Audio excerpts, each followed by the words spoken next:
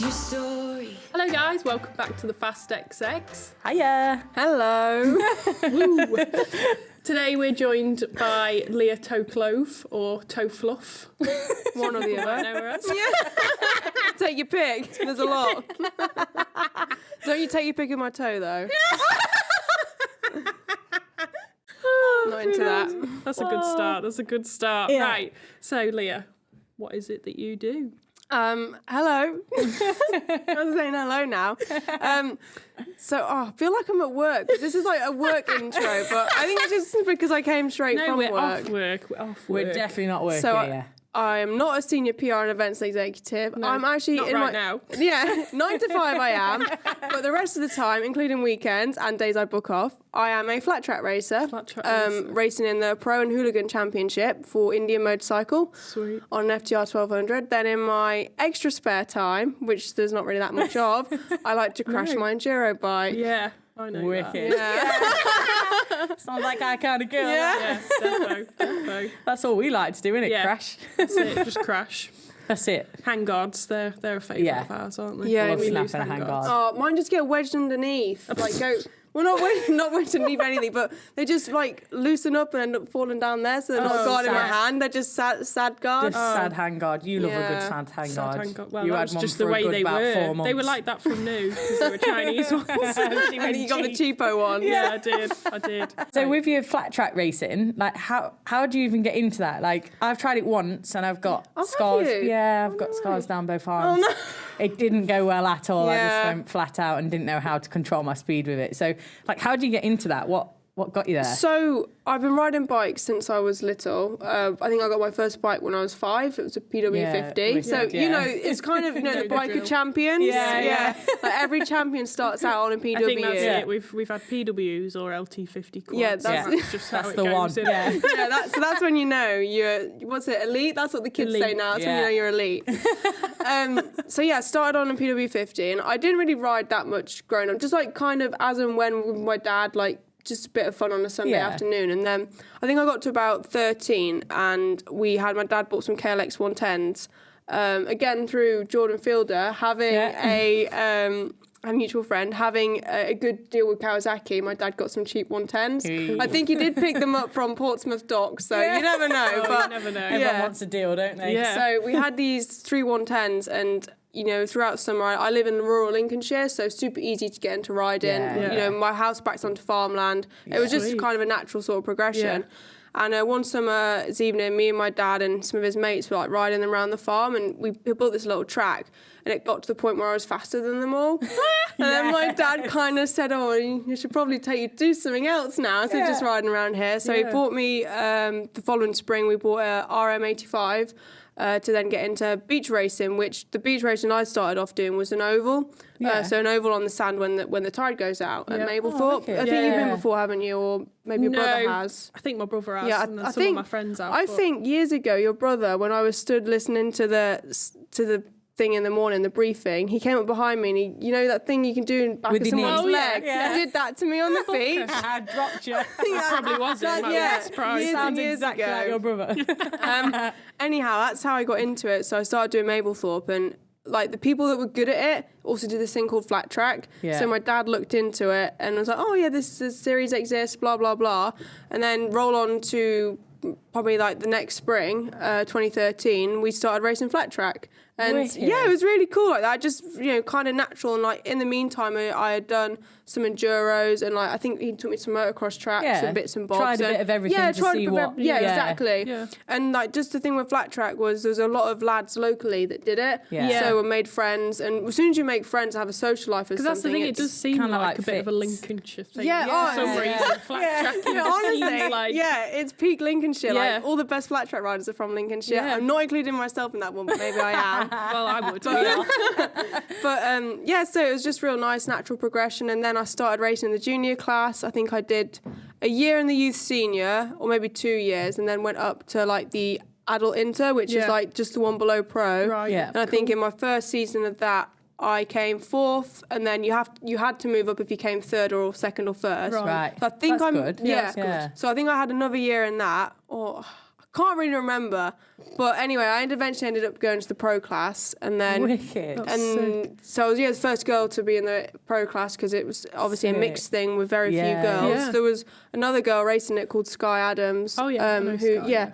And she was a bit younger than me, Yeah. so I kind of made the adult class before her. Yeah. And then I also raced a mini bike at the flat track, and then in 2018, I got probably for the past 4 seasons racing in the pro class.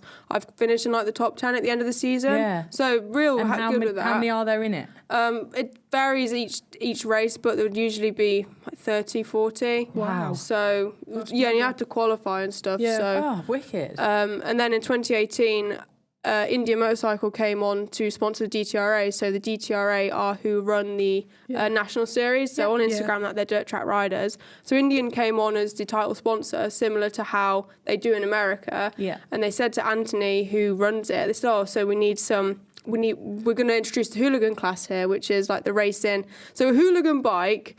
Explain what a Hooligan come on, bike is. 'cause I've wondered what it is. I mean, I think when you look at the bikes, you can kind of tell. Yeah, I read it all the time. You put it all the time on how you've done in the race. Yeah. You put the title, and I'm like, what is Yeah. that? I can, and like you say, you look at the bike, like, I'm guessing it's kind of bike. Not but a motocross bike. Yeah. It's been turned into a flat track. I think the best way to describe riding Hooligan is it's really a bike that should not be raced. Think of a bike that should never ever leave the road. Yeah. And that's a Hooligan bike. Yeah. So they do look massive. Like I've always thought, are they really big to ride? Do they feel big? It does. It looks big. Yeah, it does. Like wide, especially wide like and your long bike does. and That's what I can definitely. say. Yeah. Anyway. So the requirements are they have to be over 700cc and at least a twin cylinder. Oh so, my god! Yeah. So powerful. Yeah. Shit. So yeah, it's to be 750cc. Go around an oval. Yeah, exactly. Trying to drift it. So in Flipping 2018, as Indian came on board, they wanted to introduce the Hooligan class. Yeah. And I had seen it. They had run the Hooligan class a year before, but it was prior to Indian sponsorship. And I had seen it, and I'd seen some like gnarly crashes. And I remember like watching it at the Peterborough MCN show. And I was like, fuck that. And like, I took one look at it and was like, no way would you ever get me doing that. And I was also maybe a bit of a stuck-up pro rider, thinking, no, I only ride with fast boys. Yeah. Watching that go around, I was like, never, ever, ever. And then roll on, end of 2017, and they asked Anthony, like, we're gonna sponsor some riders, and we've got these Indian Scout 60s, which were like 1,000cc bikes, that we're gonna convert with the help of Crazy Horse, who are like a custom bike builder, into flat track races, and we need some people to ride them though. And what CC, to put it in perspective, what CC were you riding previously? Oh, 450. So my pro bike was a KTM 450. Yeah. And you're now looking at... I was an 18-year-old girl who'd never even been on a road bike. No. I had like a 450 and a 250 motocross bike. Road bikes are just a different beast. No, exactly. And then when they asked Anthony, and he was like, oh yeah, and he suggested a few people, and they said we also are looking at maybe they don't have to necessarily be the fastest, but something a bit different, someone that would do a nice job and be a bit different. And so he suggested me, because obviously racing in the pro class anyway, I could get the results and I could do other things for the brand. And then it was kind of when he asked me, he rang me up. He said, oh, I've got something to ask you, because we're really good friends as well. And I was like, oh yeah. And he's like, would you consider racing one of the Indians? And I think I just laughed at him. Like, fuck off. It was like, no way. Totally. And I was like, you fucking know how I feel about that. No way. And then he was like, just think about it. And, they're doing this practice day. You're invited along. Come and have a go. Don't ride it off just yet. And I thought, oh, fuck's sake. Yeah. So I was like, well, I'm going to have to Can't go. say no. I can't just say, I can't just say no straight off the bat. Like, at least go Need to there. give it a chance. Show some Check it out. ways. See what it's all about. And then maybe say no. They do look really nice bikes. Yeah. I'm not going to lie. Bike. Yes. No, The don't get me Indians, wrong. I do think like they've asked you to do this and you've said no because you've seen the racing. Yeah. You must have just thought, yeah, well, they do look good. Yeah. They look a really nice bike. So maybe I'll just go try it anyway, just because it looks so nice. Yeah. No, part of me did think, like, okay, the bikes might be ridiculous that I race, but like to actually race, but like the aesthetic of it and like the sort of vibe and the whole Hooligan thing in America was really cool. And I did want to be part of something.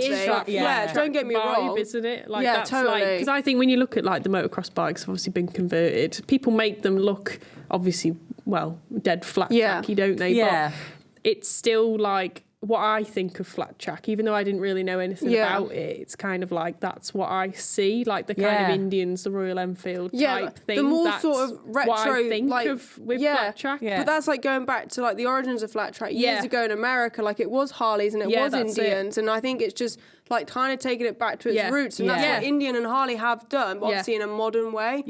So I went along to this practice day, and I remember like. It was weird because it was actually at Pete Boast's indoor track, so it kind of made no sense. But it was just because it was middle of winter, and it was riding on the CRF 100. It's like, well, even if I don't ride the Indian, at least I've had a free day out. And, had a fun day. at least I've had a great time. And then at the end, they got the Indians out just to go around the oval, and like, come on, Leah, come on. So it was my turn. Like, so I remember getting on it and then just rolling into it. But I think when you are really into something anyway, like I'm really into flat track, you know, like you guys are with your things.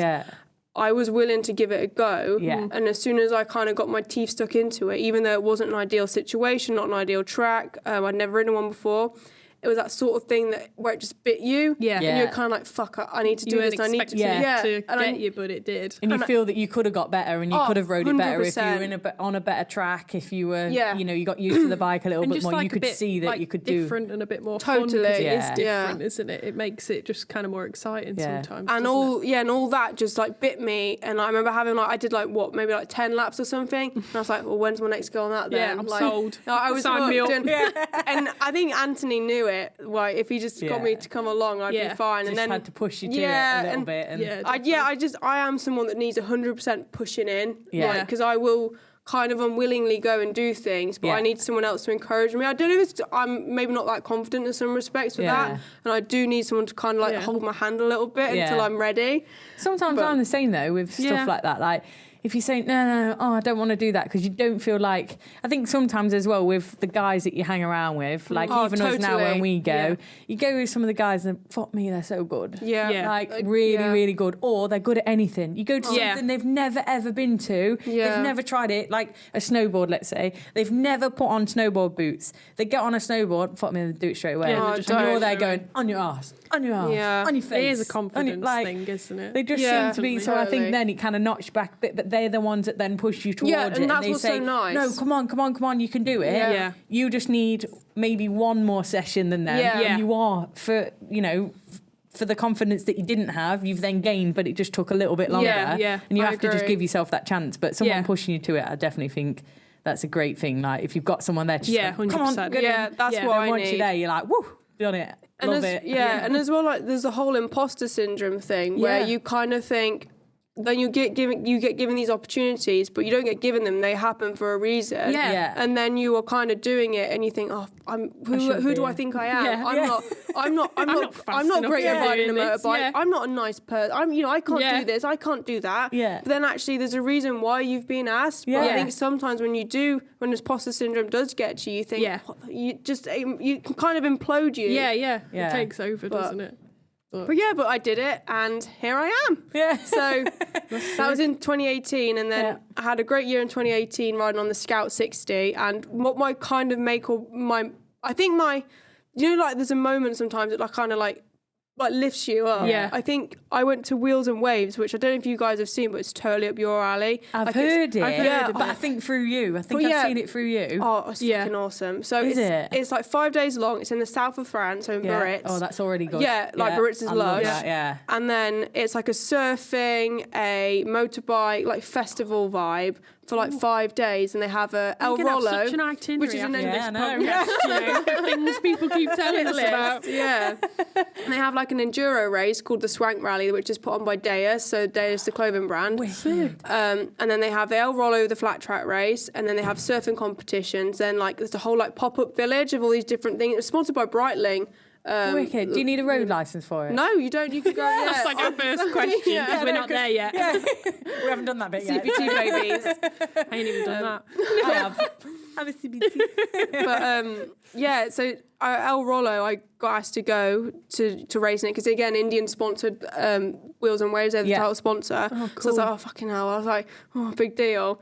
And at the same time, in 2018? Yeah, in 2018, they were also going to launch the FTR 1200, which was going to be their new road bike, which is the bike I now race. Yeah. Right. So it was totally different to all the bikes they had previously produced, in the fact that it was more of a sporty sort of bike, as opposed to like a bobber or a cruiser, like an old man bike. It's meant to be something aimed at younger people, you know, and like it's a whole new engine. Like they spent a lot of money and a lot of time developing it, and they were going to do a sneak preview, like a special person launch at Wheels and Waves. Oh, cool. So then, and then run up to it, Steve Kane, who's like the Indian marketing guy, he said, oh yeah, and you're invited to a VIP night.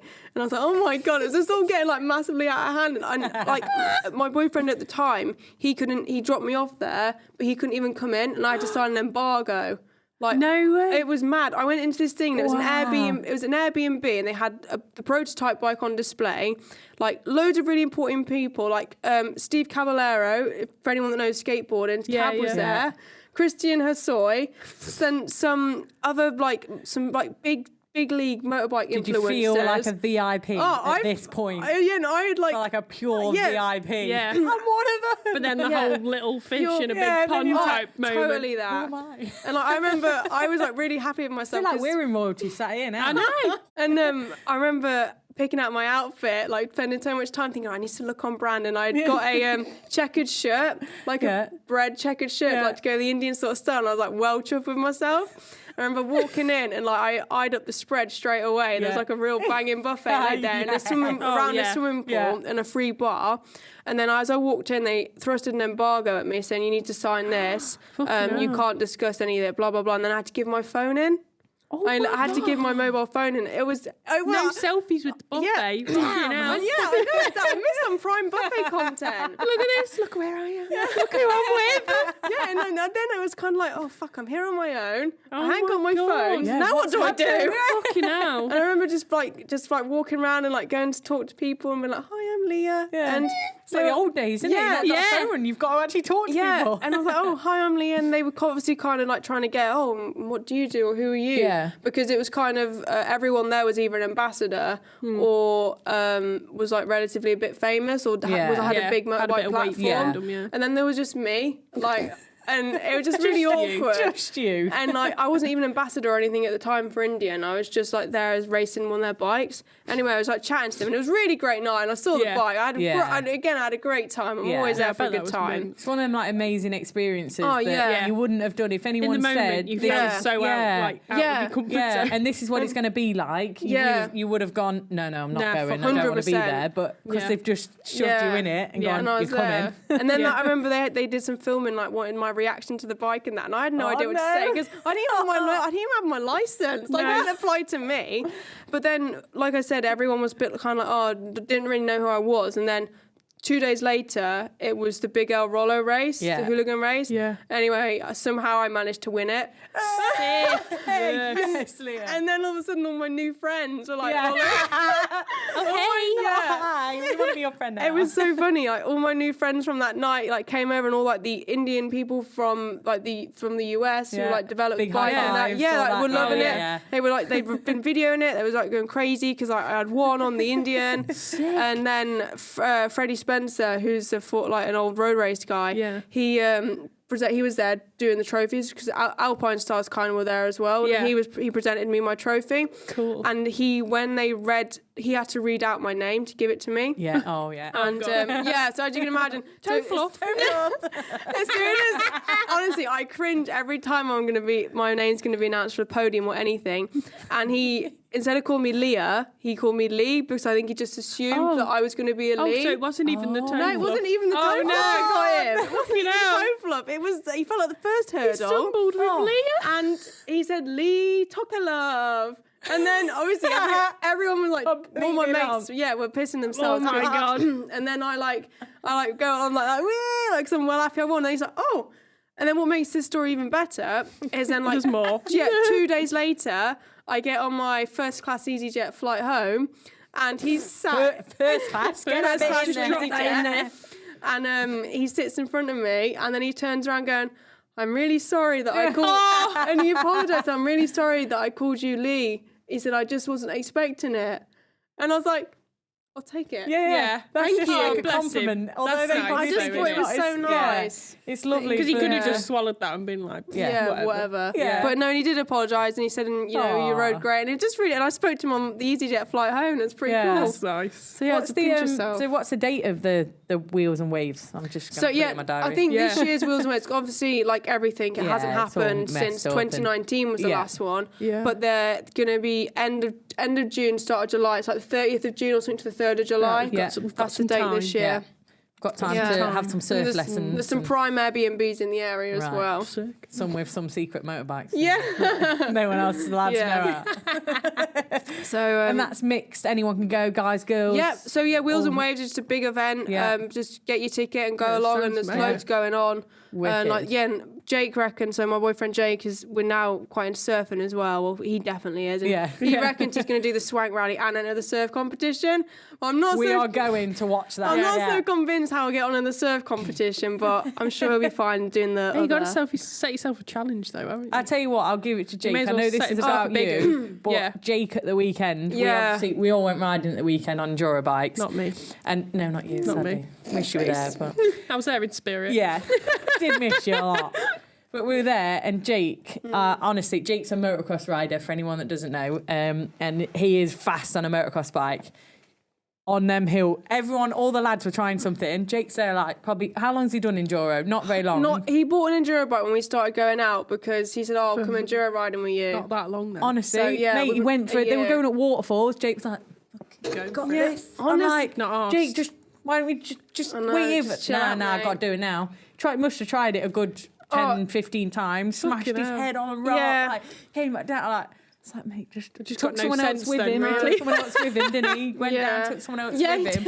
Like, I'll give it to him. Like, he will probably, I expect he will enter this surf competition. Yeah, and he'll because probably win it. When he was 'cause there, that's the type of person he is. Oh, he got Yeah. all these things. He I know. crashed, but he got in the Yeah, he end. got He up was in the just end. He was determined. determined. and He's just so- I just thought, wow, like, If I could take anything from him, Yeah. it would be how self-sure he is, Yeah. and the fact that he's like nothing phases him. Yeah. And like when we're riding, the first time he came riding with me and like my mates, I usually ride an enduro with, I call them the TRF rejects, or like they're my old man trails riding club, because they're all over 45. They're probably all listening to this, but they're awesome. But they're all over 45. And remember the first time Jake came with us, we do some hard routes through Wales. Yeah. And he was riding. Obviously, he was like fucking going up everything, no problem. And then he would do like a wheelie for about 5 minutes. It was just a never-ending wheelie. You know. And I'd sit there going, "Oh, who fucking invited him?" Yeah.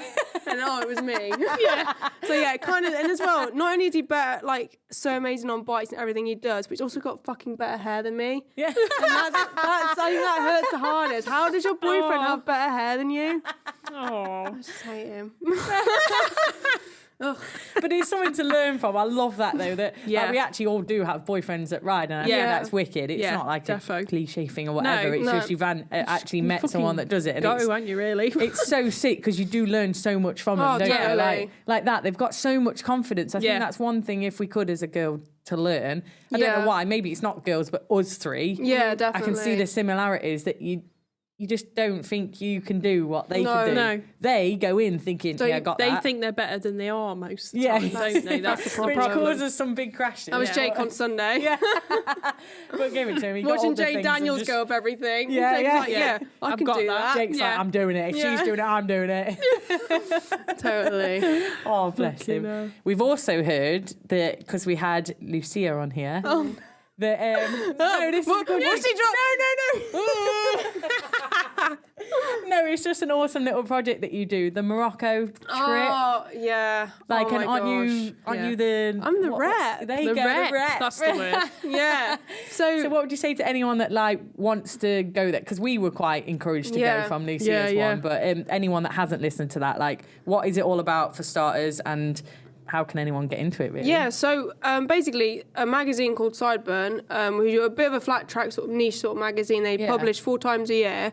They run the trip in conjunction with MotoAdventures. So MotoAdventures are a tour providing company based. They've got Morocco trips, one in Andorra as well. Oh, cool. Andorra's nice, yeah. But Sideburn team up with them. originally he teamed up with them to offer a women's only trip. I think kind of because a couple of girls, a fair few girls now ride flat track. Yeah. And Gary, I think, just wanted to try and offer something a bit different. And it is quite nice doing a women's only thing because I go to like Camp VC and other events like that, and they are really fun and different. Yeah. So I was all up for it. And like when the first one got announced in 2019, Lutzia and I both went on it. But that's why I did my road bike test. I didn't have my license, but you need your license to do the trip. Right. So I did my license in January 2019 to then go on the trip in March 2019. Okay. Yeah. I quit it fine. Yeah. And because of my age as well, I could only do my A2 license, and then I had to do the upgrade last year. But anyway, that's another story. Yeah. But yeah, I did my road bike license to go on this trip, and honestly, like I booked and paid to go on the trip the first time round, and it was one of the fucking best things I've ever done. Yeah. It looks amazing. It does. Honestly, because it's, first of all, like for someone who's like an anxious worrier like me, it's great because everything's organised for you. Yeah. You literally turn up, you've got a brand new, or like a year-old KTM 450. Yeah. There's a little Mohammed was the little technician guy, and he comes around with you, and it's just awesome, and he fixes everything, and he's just so great. And so you've got these brand new bikes, you have amazing accommodation. Like you stay in all real cool like old Casbahs, which like old castles, like nice something hotels. with a bit of character. Yes, and then you stay in a bivouac one night. It's like full on like Dakar vibes. But I say it's Dakar vibes. We got like an amazing meal, and I think they had a mattress in the tent. But like you stay in this amazing bivouac, and it's like, and you wake up and the sand dunes are just behind you. Wow, and it's just amazing. When I see some of the pictures, they look unreal. Like it just looks. It looks like, I don't know, like not real, if that makes sense. It's totally. so far out of reach when you think of those kinds of things. You know, like going in bloody deserts and seeing camels and shit, just wandering past. And it's like 5 days riding, and you go through like the Atlas Mountains, through the dunes. You actually physically ride in the dunes, and you do full on see like wild camels. And like and the other thing in Morocco, fucking goats in trees. It's a thing. Goats in trees, you'll drive past a tree, and there'll be like, honestly, I'm not even joking, like 30 goats in a tree. Just Google goats in tree. No, goats. They just stand in trees. I did see that once in the south of Spain. My ex-boyfriend, he had a house out there, his mum and dad did, and it was out quite rural.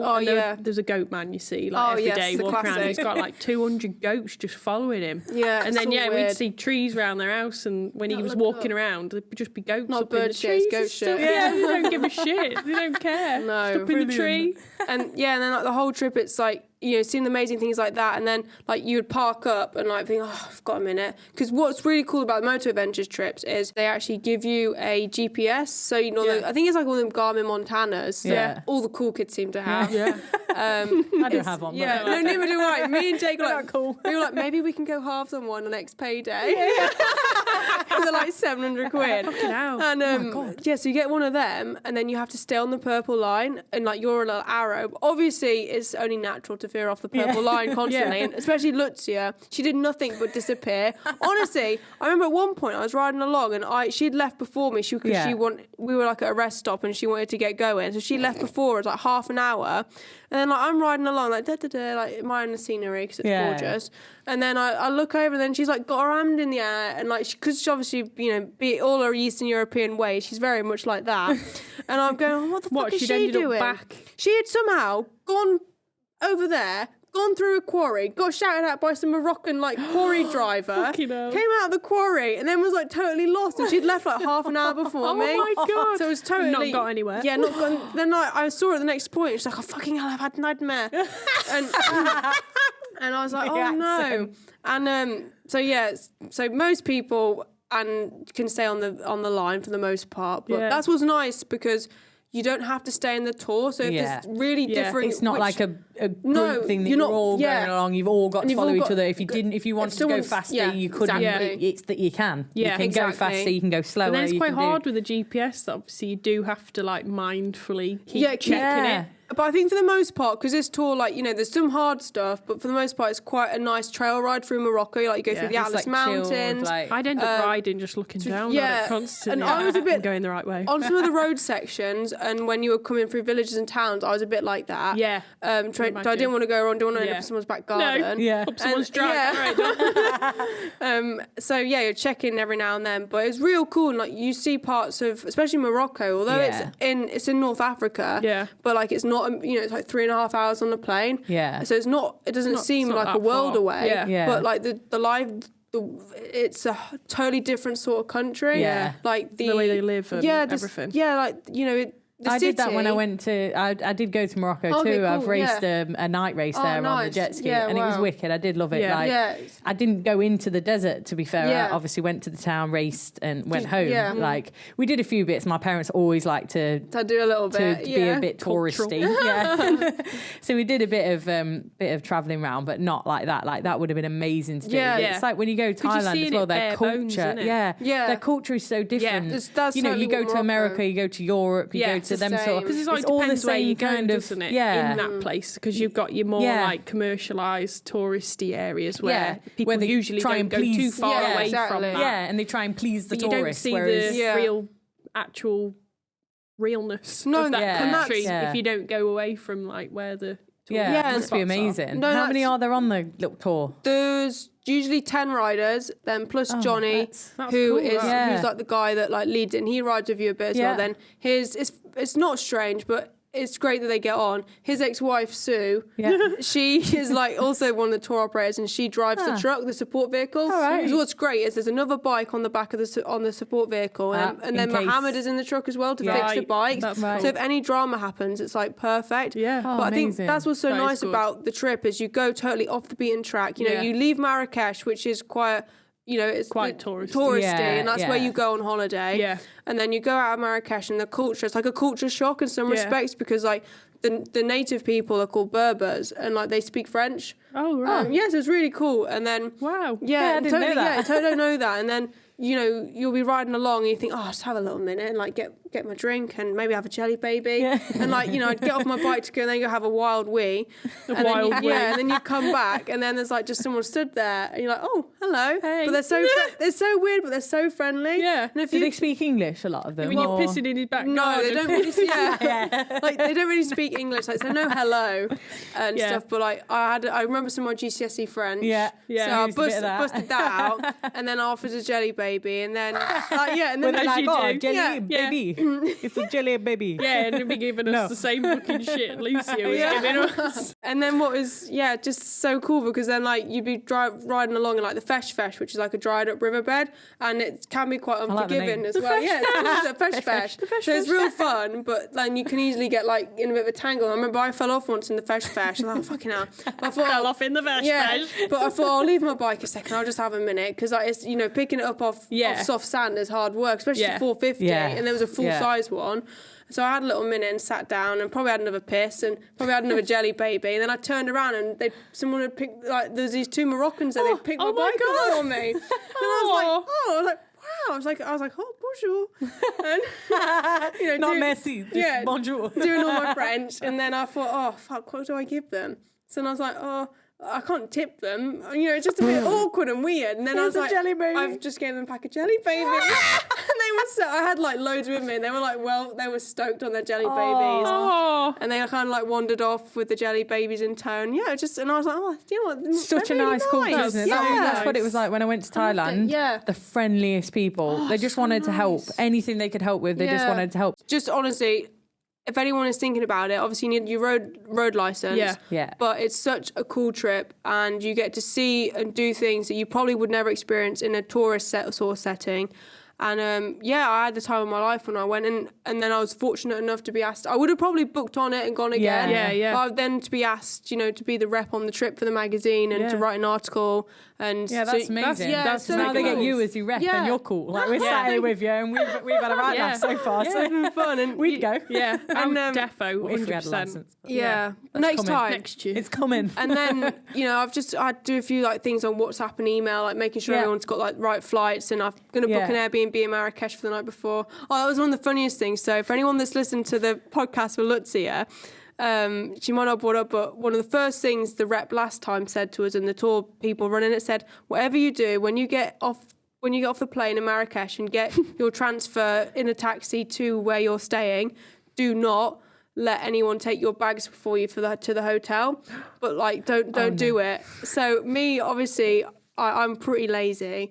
And we got out the and then you get out the taxi, and then you're just like inundated with like little Moroccan people wanting to like carry your bags. So obviously you pay them, but like when you arrive in Marrakesh and it's like the Medina is like so built up with like hotels and houses and like you don't know where anything is. Like my phone wasn't working because Morocco's not part of the EU, so I had no data, and I was like, oh. So then all these like the little boys appeared.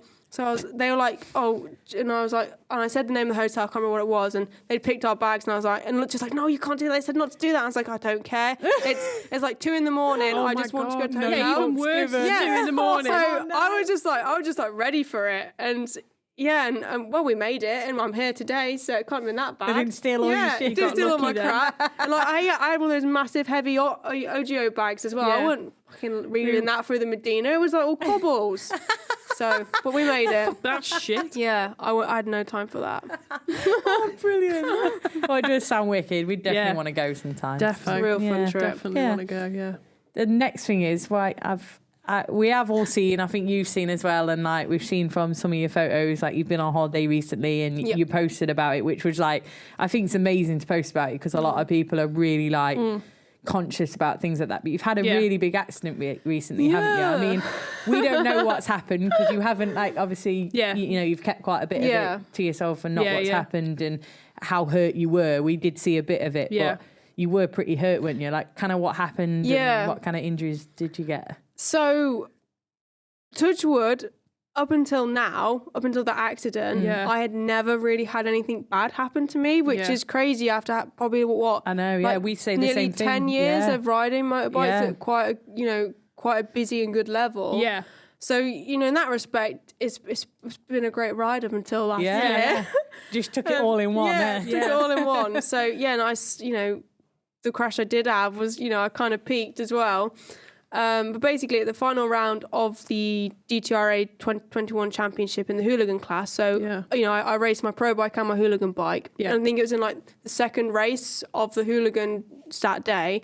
It was actually the TT, so at Greenfield TT. Mm-hmm. So I was jumping my Hooligan bike. And there were, like, a couple of lefts and rights in it that wasn't just an oval. So it's not just an oval, So I was kind of not worked up about it, but I was a bit like, I don't know if I want to do that. I don't know if I want to jump that bike because it's all right for some of the lads. It's a heavy bike as well, isn't it? Yeah. That bike weighs 200 kilograms. Yeah. And it lost 30 kilograms from the road bike version. Yeah. And it still weighs 200 kilograms. And I'm 5'3". Yeah. And do not weigh 200 kilograms. No. So it's kind of like lift 200 kilograms. I can barely lift my body weight.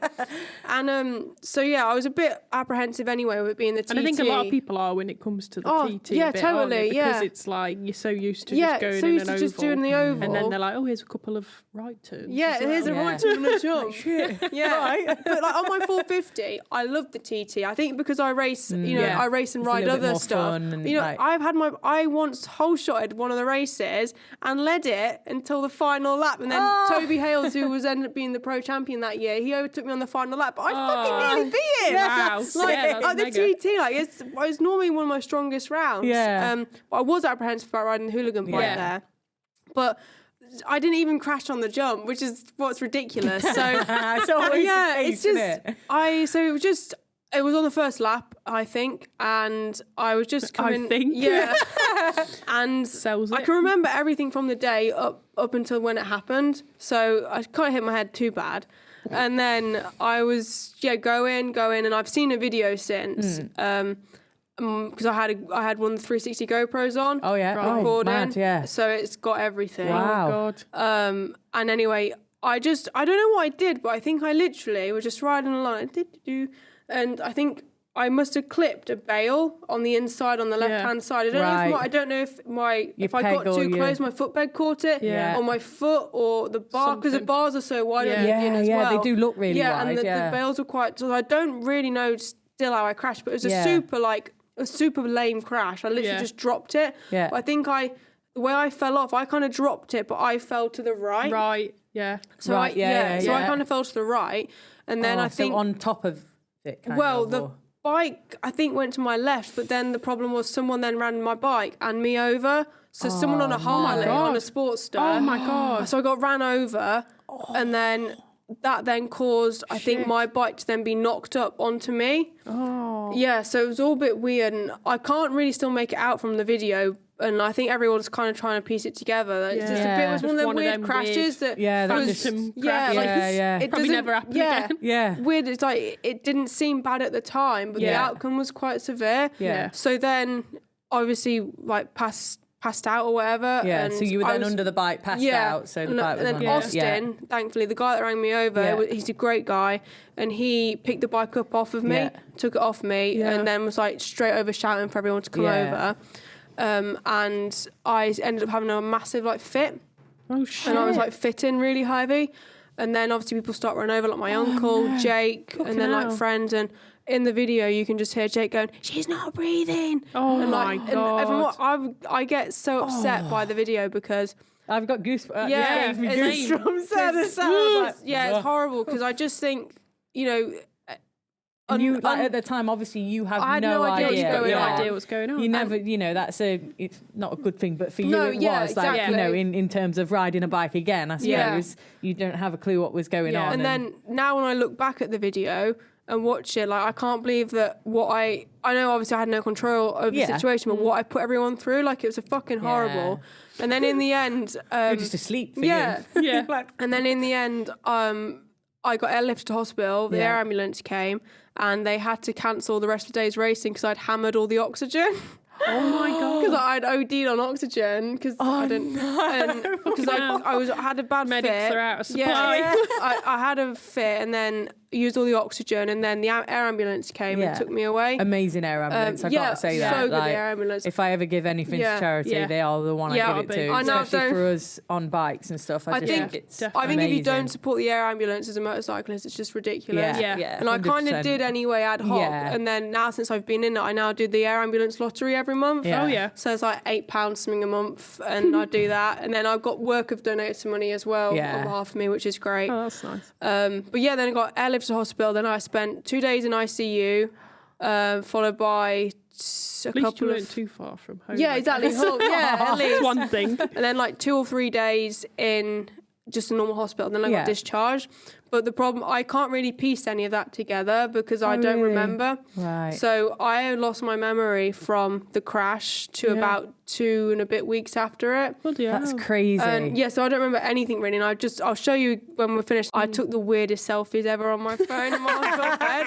I had like the tube up my nose and looked like hammered. And I was taking these selfies. But what it turns out is I was reading through my WhatsApp chat to Jake. Yeah. And obviously he was like, piece it together. Jake was like obviously beside himself because I was in hospital. He didn't know what's going on, and I wasn't answering anyone because I had no idea what was going on either. And he sent me a photo of him and my dog Dingo. And I think I must have thought at the time, I better send him a selfie to let him know I'm okay. And if you go from my phone, I've like taken all these different selfies, and one of them I'm like that. And I'm snarling at the camera, and I must have thought, oh wow, I look good. For you then you go, I look healthy. I look hot. And then I think when he stayed with me the first day, because obviously with COVID, it's so hard in the hospital. Yeah. Silly about it all, And then he came to when I got discharged, he was at my house, and I think though I was a little bit disorientated, and I think I'd lost a bit of my motor neuron skills. I couldn't really walk and stuff. Right. So I was in a wheelchair because I was so unstable. I'm really fucking clumsy anyway, but like I was just super unstable. Yeah. And then I think I kept saying to him like I couldn't work out who he was or why he was here. No. Yeah, it was real sad. And I kept telling him to leave me alone. And I was saying to him, why aren't you at school? I don't know. I don't know what's wrong with it. I know he's younger than me. He's younger than me anyway, but I don't know how much younger. Get to school, bitch. I know. I was like telling him to go to school. And I was like, I think you had a kid or something. Yeah, I don't know what was going on. And he said when I was in hospital as well, I was replying to people on Instagram and Facebook and WhatsApp, but I wasn't replying to him and my mum. And he said, but you were talking to like random people that were like messaging you.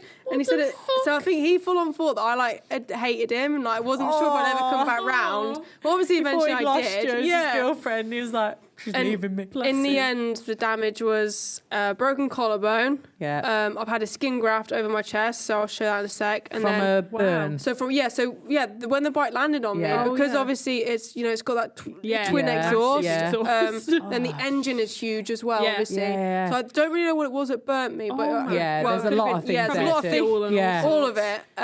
With a motocross bike, a lot is plastics, isn't it? And frame, obviously you can get burnt. There's a lot of engine on the Indian and the exhaust, and then because the burn was so severe, it started to get infected. So I had to have a load of my skin taken off and a skin graft. Wow. And then I broke some bones in my neck, collarbone, and I punctured my lung, and that was, and I can still kind of feel it. And I had COVID over Christmas as well. Yeah. So I punctured my lung. I had COVID. I'm like, got a right smoker's lung now. We've always said about internal things. I just think are even worse, and not that brakes aren't. They obviously are, but like internal like organs. Yeah, definitely. I just think so scary. And then with my head as well, because obviously I lost my memory and I had such a bad fit. So I didn't even know I had a fit until probably like a month, 6 weeks, 6 to 8 weeks after I went to the hospital for the first time, because I got a letter saying I had to go in for an EEG. Yeah. So I Googled what an EEG was, but it's something they give to people that have seizures and fits. And I remember ringing Jake saying, I didn't have a fit. He went, oh, you did. You had a fucking massive fit. And I was like, well, I didn't know. Yeah. And so thanks for dating me. So I had to have like 2 EEGs. I had one when I was asleep, one when I was awake. Yeah. I had a couple of MRI scans and a CT scan. And they were all good. Sometimes it can be fine. pain, can't it? They say that fits can be due to pain. So I remember Dean had one when he did his wrist. And I think that must have been what it was. One, and then this is my skin graft now. Oh my God. Wow. Wow. So it's honestly, it was a right state when I first had it done, and it's got so much better. They're so good at things like that now, aren't they? Compared to how they used to be. It's amazing that they can even do that. And one of my friends that's a nurse that she works on like the surgical unit, and she sent me a TikTok saying how a skin grafts are made. And they full on. So it took a bit of skin from my thigh.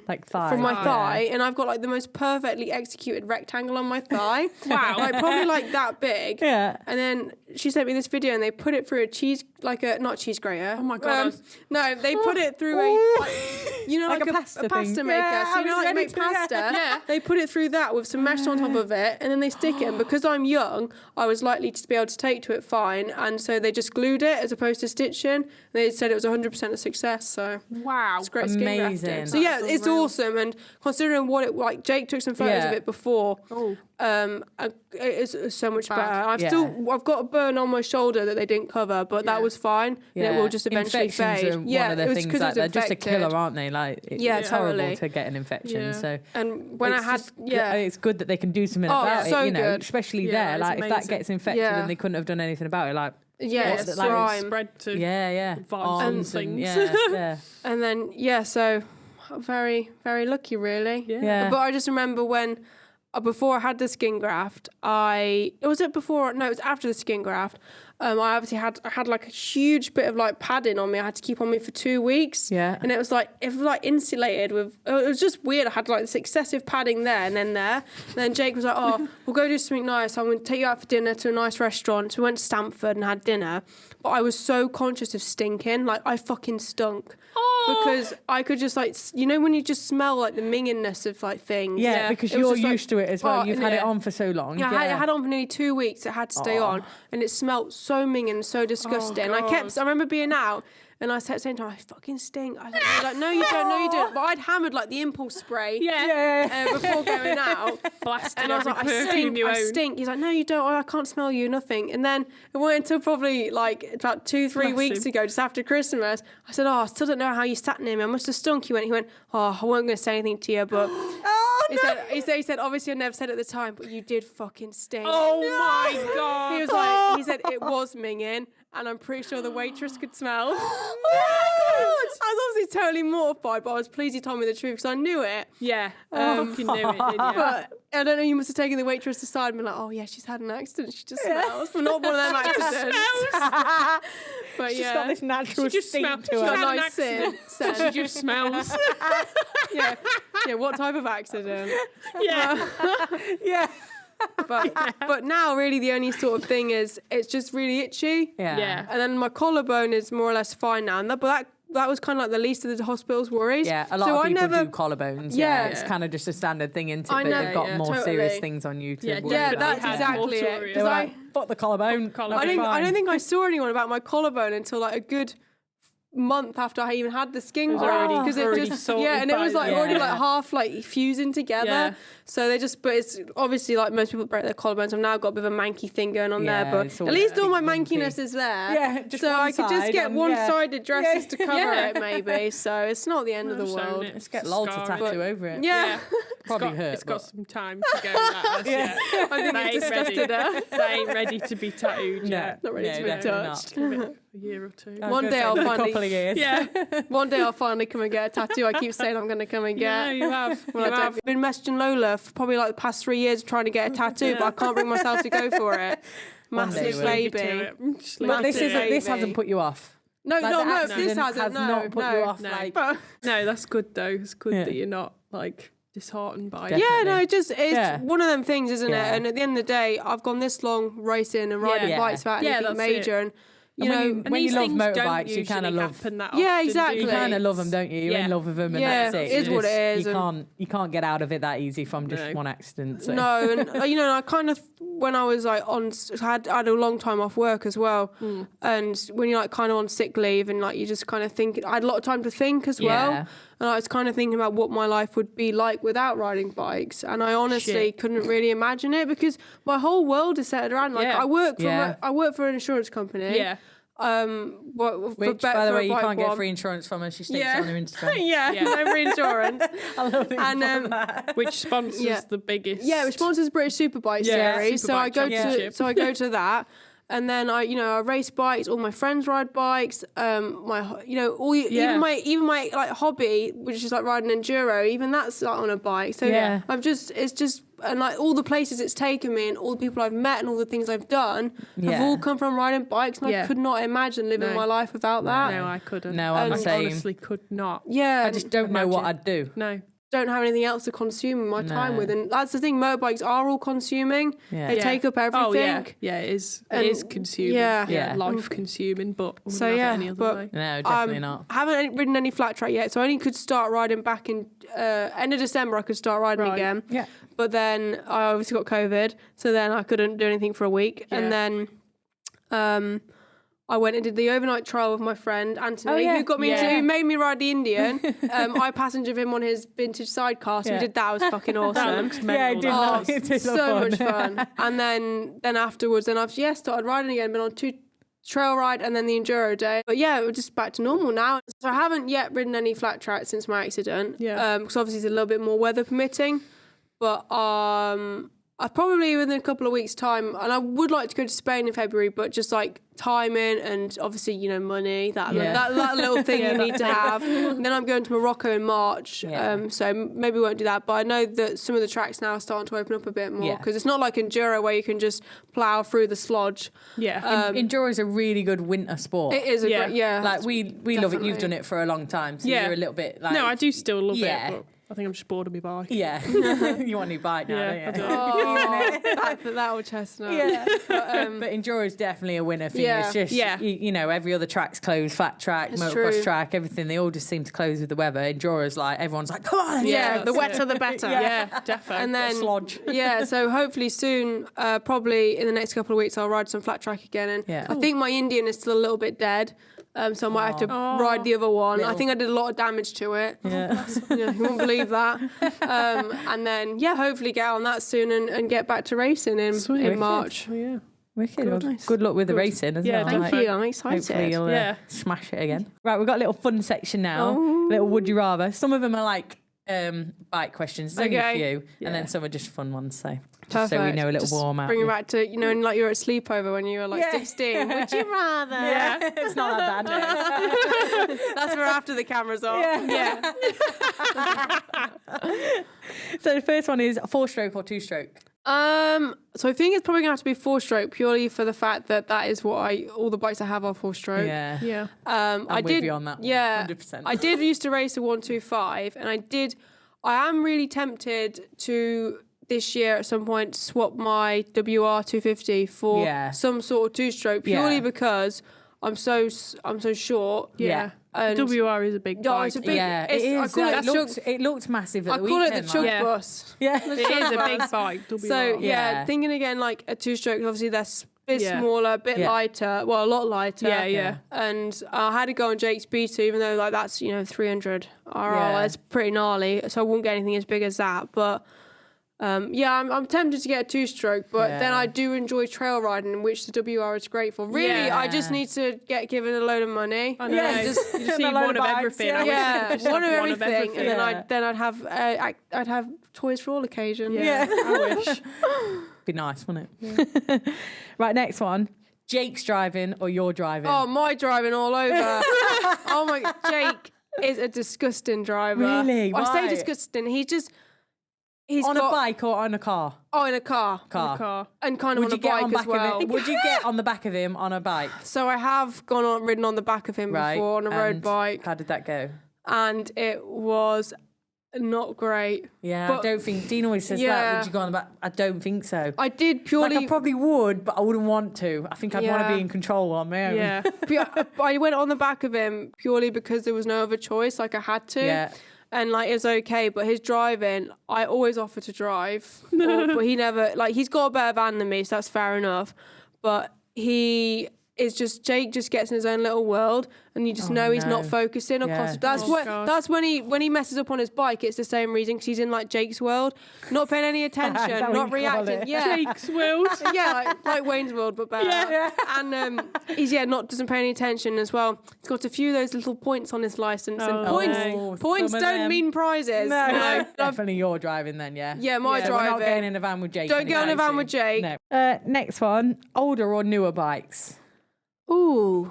Like the classics or the brand new? Yeah, that's a really good question because I love old road bikes. I love an old, like my friend Anthony, that BSA he's got, that's like a 1952. Yeah. And then like on that overnight trial we do, there's a lot of like old 50s, 60s sort of BSAs, old British bikes. Yeah, I think they're wicked. They're old British bikes. Like they just look great, don't they? Like I don't know what it is. They just have this little feel about them. Yeah, they do. And there's some of the new Triumphs and that they've made them. But they've made them new, obviously, but they're like styled to look old. Yeah. And I do really like the aesthetic of old bikes. So obviously, they're not ever so reliable. And they're a lot of if you wanted to go a long way on one. Like Anthony spends a lot of time fiddling with his BSA. Yeah. So like new bikes for practical, reasons. The fact that I probably couldn't fix anything old. But new bikes like motocross and enduro, that sort of stuff. I'd have old if I could like afford to collect to just look at them or have them in the garage or whatever. You wouldn't want to ride them very often. Yeah, like a really nice living room where you could just put it have on something show on the wall. Oh yeah. Being a collector would be nice. So you really like food? Well, we've figured this out by listening to you. Is it like a cake thing or a sweet thing, or a savoury thing? So Jake and I also work well because I fucking hate sweets. Like you'll never ever see. No. I know. Oh my God. I know. I can get people shame me for my hatred of sweets, but you'll never ever see me. You'll never. Actually, because then you won't. Yeah, this is why Jake likes me. Yeah. True. So this is why me and Jake get on so well because I'll never like grab his sweets and he hates sharing stuff like that. But I'll never because I think they're minging and like they make me feel sick. I hate them. No. But savoury. But a jelly baby's jelly babies are only when I'm riding though. Yeah, just when you're riding and you need that little dead baby. I need the dead baby in me. And then I fucking love sausage rolls. Like, it's a special part of me. Oh, pastry, just pastry. I used to work at a bakery. I could just eat pastry, rip it off the sausage roll. rolls. I love pastry, but I'm not bothered about sausage rolls. Sausage, but only like good sausage rolls. I don't like Greg's ones. Blah. That are like flaky. The things are flaky. And the meat's not even meat. No. Like, I have to be proper meat. I do love cake and biscuits though. Yeah. Just sweets I don't like. Just sweets. Right, okay. I love a flapjack. Don't buy a sweets. Yeah, no sweets. Yeah. Don't send me sweets. So the next one, sunny or snow holiday? Oh, it's funny you've asked that as a question because we literally Jake and I were discussing on our long drive back from Wales. You know when you do the works, don't you? Things to talk about. He was like, so our next holiday, is it going to be a sunny one or a snowy one? And Jake he loves snowboarding, one of his favourite things. Yeah. And I ski. I have only done snowboarding on like here at the the indoor snow. Yeah. And then I love a sun holiday. I can't deny it. I just love the beach, and I'm really into my surfing. I love the beach, and I don't really tan either, but I feel like the last few times I've been, I've got a bit of a tan.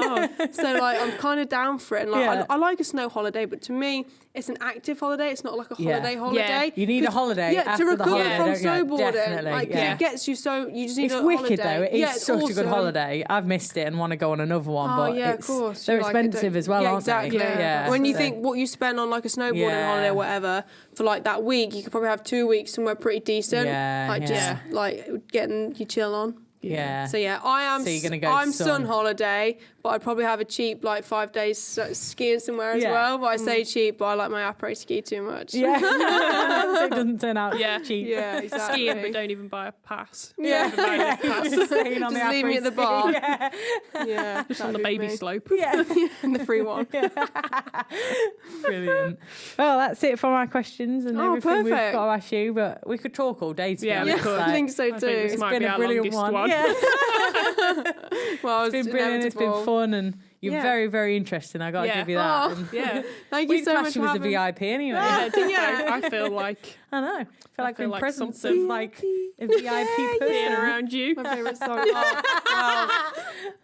Thank you so much for having me on. I really enjoyed it. Yeah. And it's been great to chat to you guys. And I'm looking forward to been making mega. it to the Ladies' Day. Yeah, hopefully. Fingers See you crossed you there. can make it. So it should be a good day. See you there. Perfect. Thanks. Sweet. Bye. See you later. Ciao.